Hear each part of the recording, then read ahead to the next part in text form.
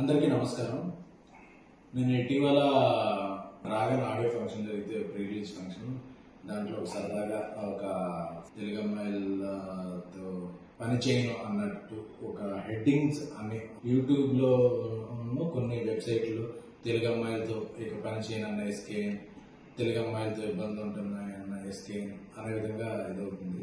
ఈ మధ్యకాలంలో తెలుగు అమ్మాయిలు ఎక్కువగా ఇండస్ట్రీకి పరిచయం చేసిన అతి కొద్దిమంది నిర్మాతలు నేను ఒకరిని.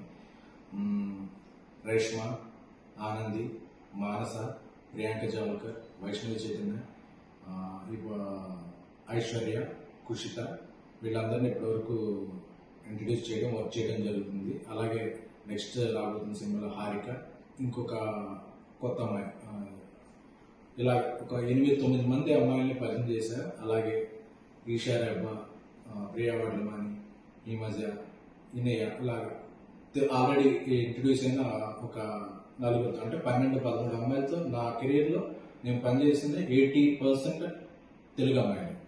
సో నేను టార్గెట్ పెట్టుకున్నా. నేను తెలుగు జర్నలిస్ట్గా నా కెరీర్ స్టార్ట్ చేశాను కాబట్టి నేను అనుకున్న టార్గెట్ ఏంటంటే ఒక 25 మంది అమ్మాయిలు, వాళ్ళు వేరే ఫీల్డ్, హీరోయిన్గా, రైటర్గా, ఆర్ట్ డైరెక్టర్గా, ఎగ్జిక్యూటివ్ ప్రొడ్యూసర్గా, డైరెక్టర్గా కూడా నాకు తెలిసిన సర్కిల్ నుంచి 25 మంది తెలుగు అమ్మాయిని నా పరంగా ప్రోత్సహించాలి, ఎంకరేజ్ చేయాలని. అంటే మనం ప్రయత్నం చేసిన వాళ్ళందరూ టాప్కి వెళ్ళిపోరు, అందరూ బాటంకి వెళ్ళిపోరు. బట్ మొదటి అవకాశం ఇవ్వడం అనేది ఒక ఇంపార్టెంట్. సో ఇప్పుడు నా నెక్స్ట్ 3 సినిమాలు తెలుగు అమ్మాయిలే. అందులో ఆర్ట్ డైరెక్టర్ తెలుగు అమ్మాయి, ఎగ్జిక్యూటివ్ ప్రొడ్యూసర్ తెలుగు అమ్మాయి, రైటర్ కూడా తెలుగు అమ్మాయి. సో ఇంతమంది తెలుగు అమ్మాయిని నేను ప్రోత్సహిస్తున్నాను. సో ఏదో ఒక ఫన్ బాంటర్లో జరిగిన ఒక చిన్న జోక్ని అదేదో ఒక స్టేట్మెంట్ లాగా వద్దేయద్దు, దాన్ని స్ప్రెడ్ చేయద్దు అనేది నా కోరిక. ఎందుకంటే ఈ మధ్యకాలంలో ఇంతమంది తెలుగు అమ్మాయిలకి ఎవరు ఇవ్వలేదు.